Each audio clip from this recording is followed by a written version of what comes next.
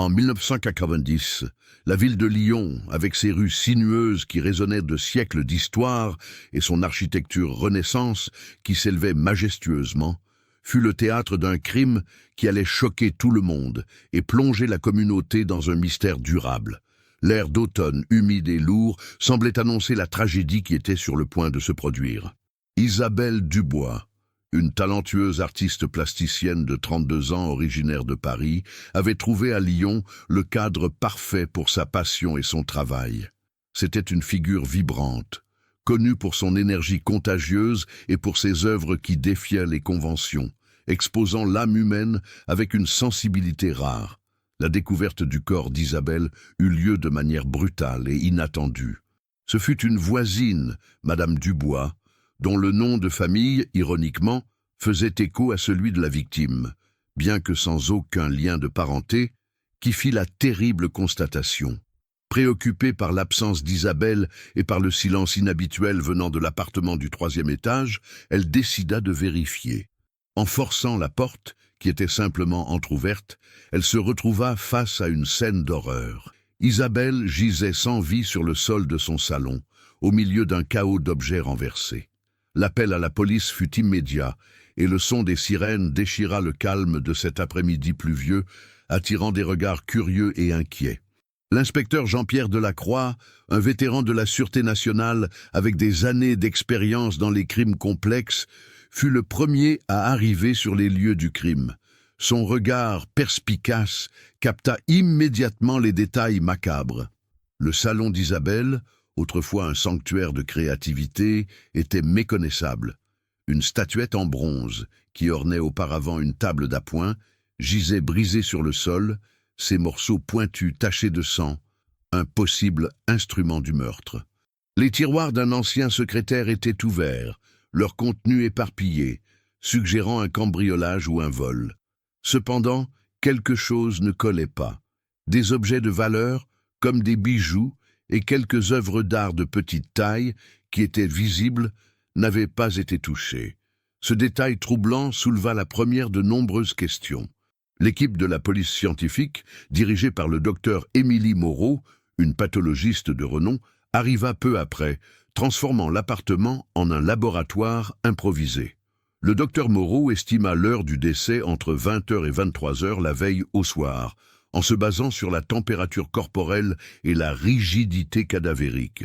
La collecte de preuves fut méticuleuse, chaque centimètre carré de l'appartement examiné sous des lumières spéciales. Parmi les premières pistes prometteuses, mais ambiguës, se trouvait une empreinte de basket partielle, d'un modèle générique et largement disponible à l'époque, et quelques fibres de tissu de couleur sombre, collées aux vêtements de la victime. Un minuscule cheveu, presque invisible à l'œil nu, fut retrouvé coincé dans la statuette en bronze brisé. Initialement, il fut écarté comme une contamination, jugé insignifiant au milieu de tant d'autres preuves. Pendant que les techniciens de la police scientifique travaillaient, l'inspecteur Delacroix commença à dresser un profil de la victime. Isabelle Dubois était célibataire, indépendante, et menait une vie sociale active, immergée dans les cercles artistiques de Lyon.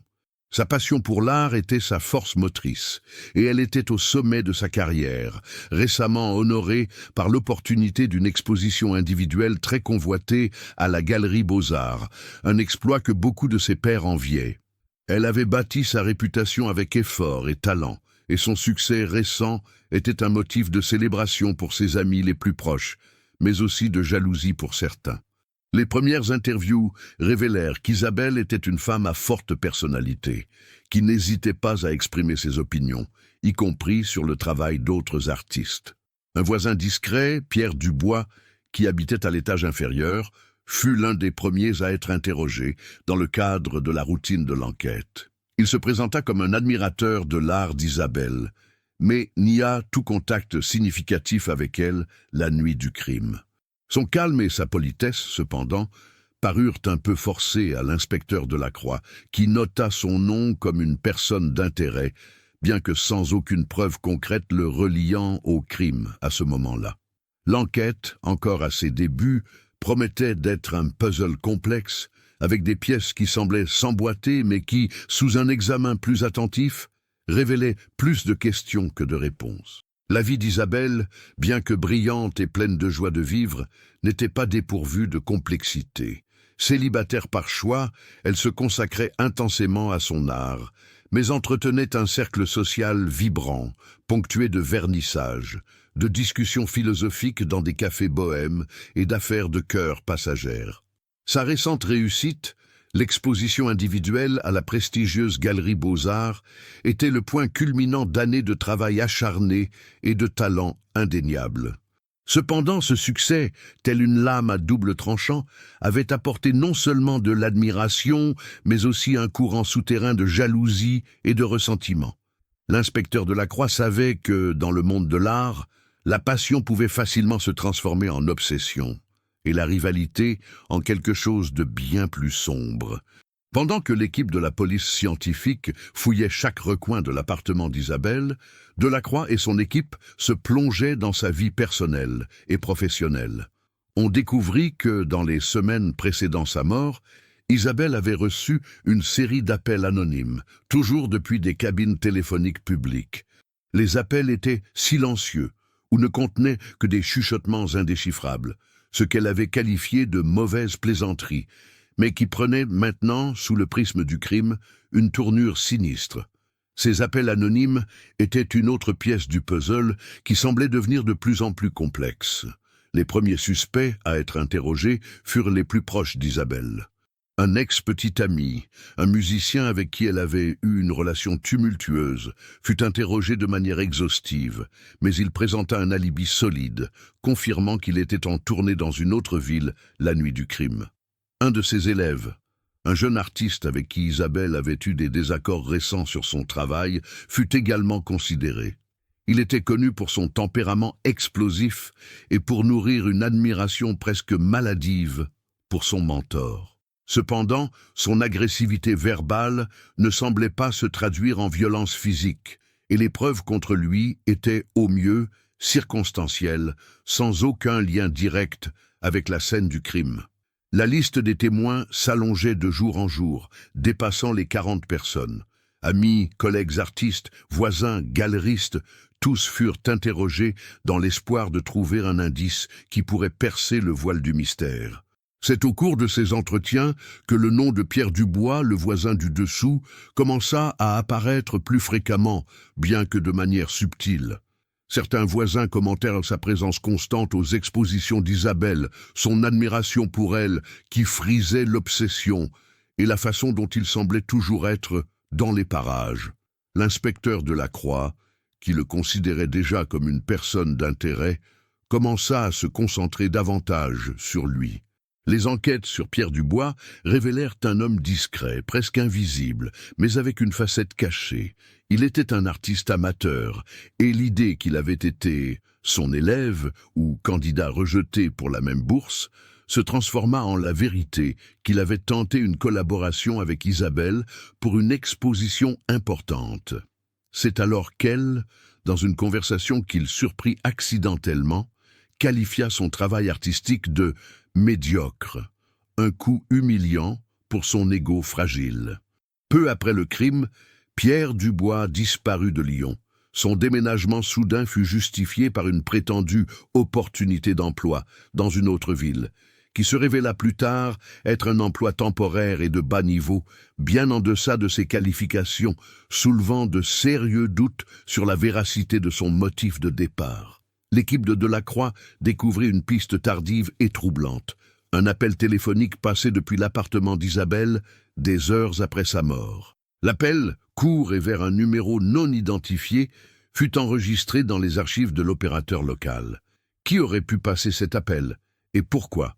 Était-ce une tentative de détourner l'attention ou un signe que l'assassin était retourné sur les lieux du crime? L'absence d'identification du destinataire de l'appel ajouta une autre couche de mystère à l'affaire. Même avec la persévérance infatigable de l'inspecteur Delacroix, les pistes semblaient s'épuiser. Chaque nouvelle révélation apportait plus de questions que de réponses. L'empreinte de basket partielle, les fibres de tissu, les appels anonymes et la disparition de Pierre Dubois, bien qu'intrigants, n'étaient pas suffisants pour soutenir une accusation formelle.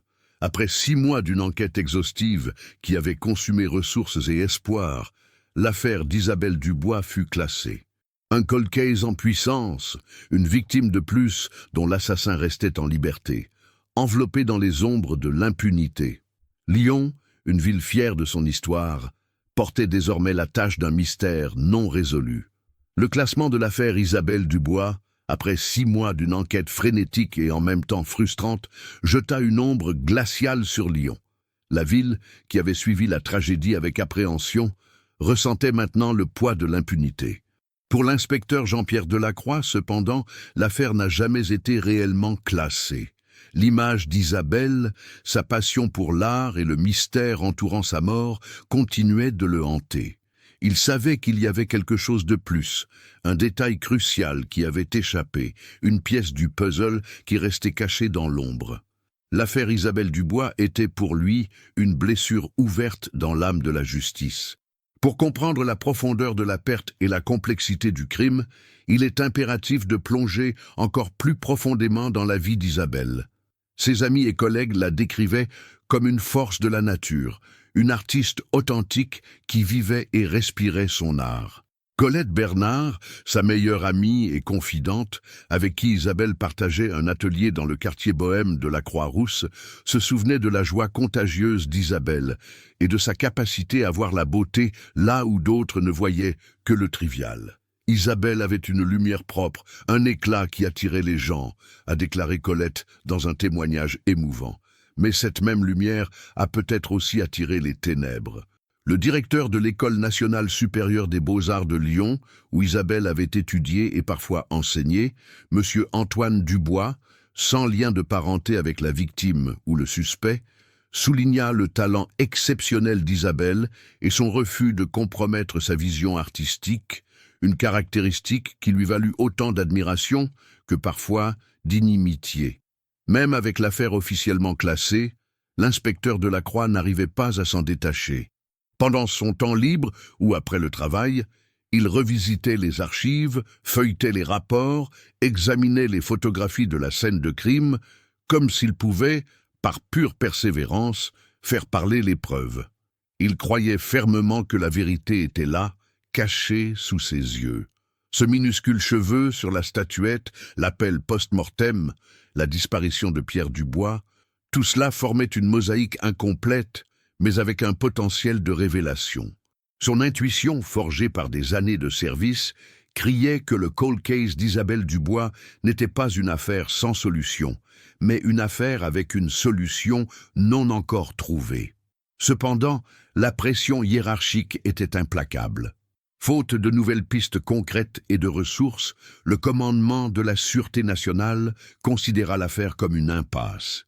Delacroix fut instruit de se concentrer sur des enquêtes plus productives, des affaires avec une plus grande probabilité de résolution. À chaque insistance de sa part, il recevait des regards de désapprobation et des avertissements voilés. Finalement, l'inspecteur fut contraint de céder, non par manque de volonté, mais par des ordres directs qui l'empêchaient de consacrer plus de temps officiel à l'affaire Isabelle Dubois. Le dossier fut scellé, et Delacroix ressentit une amère défaite, une injustice qui s'ajoutait à la tragédie même du crime. Avant le classement, Delacroix avait demandé une analyse supplémentaire sur les appels anonymes qu'Isabelle recevait. Bien que les appels fussent silencieux, certaines des notes envoyées par la suite, qu'Isabelle avait écartées comme des excentricités, furent soumises à une analyse graphologique. L'espoir était que l'écriture puisse révéler quelque chose sur l'expéditeur.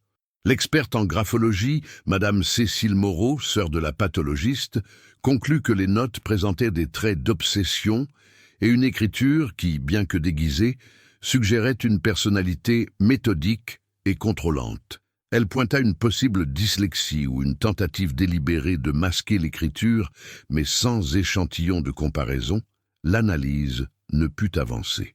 Une autre piste prometteuse qui se dissolut dans l'ambiguïté, contribuant à la décision inévitable de classer l'affaire. La vie d'Isabelle, si pleine de promesses et de joie de vivre, fut brusquement fauchée, et le mystère de sa mort resta comme un écho sombre dans les ruelles de Lyon. Delacroix savait que derrière la façade d'un crime sans solution se cachait une vérité qui attendait d'être déterrée. Il n'a jamais perdu l'espoir qu'un jour, de nouvelles technologies ou une nouvelle perspective pourraient rouvrir le dossier et enfin rendre justice à Isabelle Dubois. Le temps passa, et l'affaire devint une légende urbaine, un murmure effrayant sur le côté sombre d'une ville de lumière. 25 ans passèrent, et l'affaire Isabelle Dubois, qui avait autrefois fait la une des journaux de Lyon, était devenue une cicatrice dans la mémoire collective de la ville, un sombre rappel d'une justice qui semblait inaccessible. L'inspecteur Delacroix, maintenant à la retraite, portait le poids de ce cold case comme un fardeau personnel. Mais l'espoir, comme une braise endormie, était sur le point d'être ravivé. En 2015, 25 ans après le meurtre brutal d'Isabelle Dubois, une nouvelle initiative gouvernementale, axée sur la mémoire judiciaire et la révision des affaires classées, apporta une bouffée d'air frais aux archives poussiéreuses de la Sûreté nationale. C'est dans ce contexte que l'inspectrice Sophie Laurent, une jeune et ambitieuse enquêtrice spécialisée dans les affaires classées, décida de revisiter le dossier d'Isabelle Dubois. Avec un regard neuf et un esprit aiguisé par les technologies forensiques modernes, Sophie croyait que le temps, loin d'obscurcir la vérité, pouvait maintenant la révéler. Son immersion dans l'affaire fut totale. Elle se consacra au dossier d'Isabelle Dubois avec une passion quasi personnelle, plongeant dans les rapports poussiéreux, les photographies sépia et les transcriptions d'entretien, chaque détail étant réexaminé sous un nouveau jour. Elle chercha à identifier des pistes qui, à l'époque du crime, auraient pu être ignorées ou sous-estimées, simplement par manque de ressources technologiques ou d'une perspective différente. L'inspectrice Laurent avait une conviction. La vérité se cachait dans les détails les plus infimes. Parmi les piles de documents, Sophie tomba sur le rapport de la police scientifique initiale, qui mentionnait un minuscule cheveu retrouvé coincé dans la statuette en bronze brisée.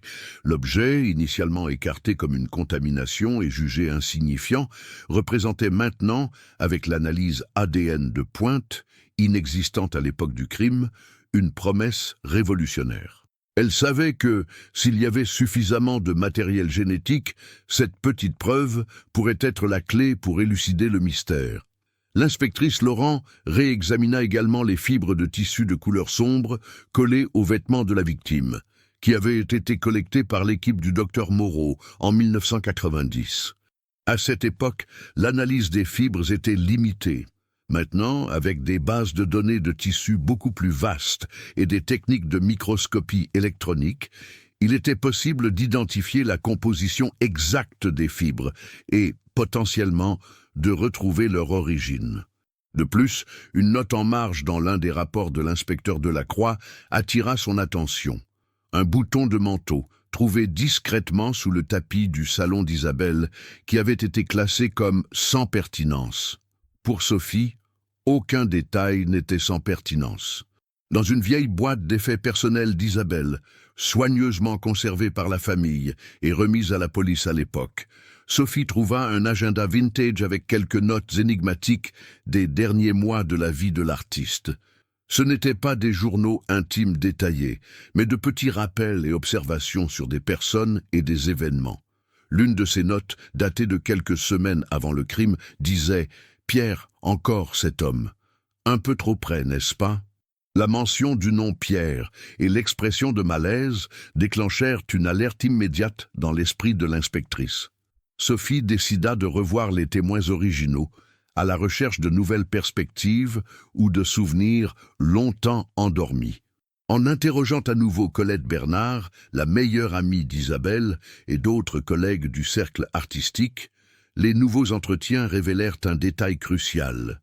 Plusieurs amis et collègues avaient remarqué le malaise d'Isabelle vis-à-vis de Pierre Dubois, le voisin du dessous, dans les mois précédant le crime. Ils rapportèrent qu'Isabelle le trouvait insistant et que parfois, Il apparaissait à des événements artistiques où il n'avait pas été invité, rôdant toujours à proximité, une présence qu'elle jugeait inquiétante. La note dans l'agenda d'Isabelle prenait maintenant un poids beaucoup plus important, suggérant que l'homme que Delacroix avait considéré comme une personne d'intérêt pourrait, en fait, être le chaînon manquant. Avec les nouvelles révélations sur le malaise d'Isabelle à l'égard de Pierre Dubois, l'inspectrice Sophie Laurent savait qu'elle avait besoin de preuves irréfutables. La technologie moderne, la grande alliée des cold cases, serait la clé. Le minuscule cheveu, autrefois écarté comme une contamination, fut soumis à une analyse ADN de pointe. Le laboratoire de criminalistique de Lyon, désormais équipé des séquenceurs génétiques les plus avancés, travailla sans relâche. L'attente était grande, et l'équipe de Sophie attendait avec anxiété les résultats, sachant que cette petite preuve pourrait réécrire l'histoire d'un crime vieux de 25 ans. Le résultat fut un choc. Le profil génétique extrait du cheveu, bien que partiel, était suffisamment distinct pour être comparé. Fait crucial, il n'appartenait pas à Isabelle Dubois. C'était un ADN masculin et une recherche préliminaire dans les bases de données criminelles, qui n'existaient pas à l'époque du crime, ne donna aucune correspondance immédiate. Cependant, la détermination de Sophie était inébranlable. Elle ordonna une analyse plus approfondie à la recherche de marqueurs génétiques plus spécifiques, tandis que son équipe se concentrait sur la reconstitution de la vie de Pierre Dubois après son départ précipité de Lyon. Parallèlement, les fibres de tissu de couleur sombre trouvées sur les vêtements de la victime furent réexaminées. Grâce à la microscopie électronique et à la spectroscopie infrarouge, les experts purent identifier les fibres comme étant d'un type spécifique de laine courant dans les manteaux masculins des années 90. Plus encore, l'analyse révéla la présence de particules de peinture acrylique et de poudre de charbon, compatibles avec l'environnement d'un atelier d'art. Cette découverte renforça la théorie selon laquelle l'agresseur pourrait avoir un lien avec le monde artistique d'Isabelle, voire être un artiste lui-même, une description qui correspondait parfaitement à Pierre Dubois, l'artiste amateur. Le bouton de manteau, autrefois sans pertinence, fut également analysé. Il était d'un modèle ancien, mais la composition du métal et le style de couture étaient compatibles avec la même époque, et le type de manteau que les fibres de laine indiquaient. L'empreinte de basket partielle, qui n'avait été qu'une image bidimensionnelle dans un ancien rapport, reprit vie. Grâce aux techniques de reconstruction numérique en 3D, l'équipe de la police scientifique réussit à créer un modèle détaillé de la semelle de la chaussure. Bien que le modèle fût générique, la reconstruction permit d'identifier un motif d'usure unique, une petite imperfection dans le caoutchouc qui pourrait être une signature. Cette signature numérique fut cataloguée en attente d'une comparaison future, au cas où une chaussure similaire ferait surface. Les indices, autrefois fragmentés, commençaient à former un tableau plus cohérent. La recherche de Pierre Dubois fut un défi. Il avait disparu de Lyon sans laisser de traces claires, mais l'équipe de Sophie, utilisant des logiciels de suivi de données et des registres publics, réussit à assembler un puzzle. Ils découvrirent qu'après avoir quitté Lyon, Pierre avait vécu dans plusieurs petites villes avant de s'installer à Marseille. Là, il s'était construit une nouvelle vie, sous une identité apparemment impeccable. D'anciens documents et registres d'emploi suggéraient qu'il utilisait le nom de Warren Phillips, un pseudonyme qui lui avait permis de repartir à zéro. Il était maintenant un professeur d'université respecté, menant une vie apparemment tranquille et sans soupçon, une façade de respectabilité qui cachait un passé sombre. L'inspectrice Laurent et son équipe se rendirent à Marseille. La surveillance de Warren Phillips, l'homme qui fut un jour Pierre Dubois, commença discrètement. Ils observèrent ses habitudes, sa routine, chaque rendez-vous. Sophie avait besoin d'un échantillon d'ADN pour le comparer au profil génétique du cheveu trouvé sur la scène du crime. L'occasion se présenta dans un café universitaire, où Phillips avait l'habitude de prendre son petit déjeuner. Après qu'il eut laissé sa tasse de café sur la table, un agent infiltré la récupéra soigneusement. L'échantillon fut immédiatement envoyé au laboratoire. La tension était palpable. Serait-ce le moment décisif, le coup de grâce? La confirmation arriva quelques jours plus tard, et l'émotion au sein de l'équipe de Sophie était indescriptible. L'ADN de la tasse de café de Warren Phillips correspondait exactement à l'ADN du cheveu trouvé sur la statuette en bronze brisée, l'arme du crime. 25 ans de silence furent brisés par une seule et minuscule preuve. Pierre Dubois, le voisin discret, l'artiste amateur humilié, le respectable professeur de Marseille, était sans l'ombre d'un doute l'assassin d'Isabelle Dubois. Le cold case de Lyon était sur le point d'être résolu, et la justice, enfin, commençait à se dessiner à l'horizon. L'inspectrice Laurent ressentit un mélange de soulagement et de profonde satisfaction. L'affaire Isabelle Dubois révélait enfin ses secrets les plus sombres. La confirmation de l'ADN fut le coup de grâce. L'inspectrice Laurent et son équipe ne perdirent pas de temps. L'arrestation de Warren Phillips, l'autrefois discret Pierre Dubois, eut lieu le lendemain matin devant l'université à Marseille, un acte spectaculaire qui brisa la façade de respectabilité qu'il avait construite. Il réagit avec un calme troublant, presque résigné, admettant seulement être au courant de l'ancienne affaire de Lyon, sur laquelle la police enquêtait. Pendant l'interrogatoire, le masque de sang-froid commença à se fissurer. Il avoua partiellement, niant d'abord l'intention de tuer, mais la pression des preuves, l'ADN irréfutable, les fibres de son manteau et les empreintes digitales désormais clairement identifiées sur la statuette en bronze brisé, la véritable arme du crime, le poussa à admettre l'obsession. Sa motivation était un mélange toxique de jalousie et de rejet. L'humiliation d'avoir vu son travail artistique qualifié de médiocre par Isabelle, associé à ses avances romantiques maintes fois rejetées, avait rongé son âme. Il croyait qu'Isabelle, avec son éclat et son talent, lui avait volé les opportunités qu'il méritait. Des journaux intimes méticuleusement conservés, trouvés dans son appartement à Marseille, révélèrent une préméditation froide et calculatrice, décrivant en détail sa colère croissante et la planification du crime, dissimulée sous une façade d'admiration. L'expertise psychiatrique le diagnostiqua avec une personnalité narcissique, incapable de gérer le rejet et avec un profond besoin de contrôle et de validation. En 2020, 25 ans après le crime, Pierre Dubois fut jugé à Lyon. Le tribunal entendit des témoignages émouvants, dont celui de la sœur d'Isabelle, qui décrivit la douleur d'une vie fauchée et d'une justice retardée. Les preuves forensiques modernes et les journaux de l'accusé scellèrent son destin. Le verdict fut unanime. Coupable. Pierre Dubois fut condamné à 28 ans de prison. L'inspectrice Sophie Laurent, l'affaire étant désormais officiellement close, se rendit sur la tombe d'Isabelle Dubois. Le soleil d'automne baignait la pierre tombale, et un bouquet de lys frais ornait le marbre. La justice, bien que tardive, était arrivée. L'affaire Isabelle Dubois, un cold case qui a hanté Lyon pendant un quart de siècle, a finalement trouvé sa résolution. Un témoignage que la vérité, aussi profondément enfouie soit-elle, trouve toujours son chemin vers la lumière. Que l'histoire d'Isabelle serve de sombre rappel de la manière dont l'obsession peut ronger une âme et conduire à des actes inimaginables, et de la persévérance infatigable de ceux qui cherchent la justice.